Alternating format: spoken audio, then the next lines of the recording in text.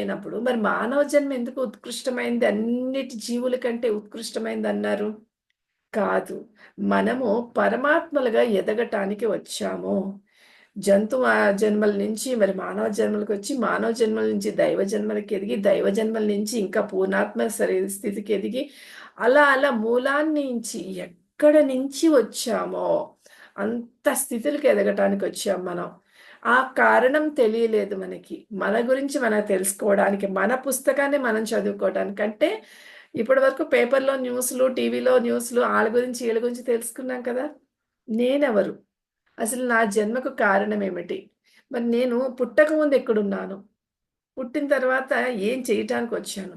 మరి ఒక్కసారి శరీరం విడిచిన తర్వాత నేనెక్కడికెళ్తాను? అక్కడికెళ్తే కూడా నేనేం చెయ్యబోతాను? ఇలాంటి ఎంతో విశేషాలు మన గురించి మనం తెలుసుకోవాల్సింది ఎంతో ఉంది. అసలు ఈ జీవితంలో గురించి తెలుసుకోవడానికే బోలెడన్ని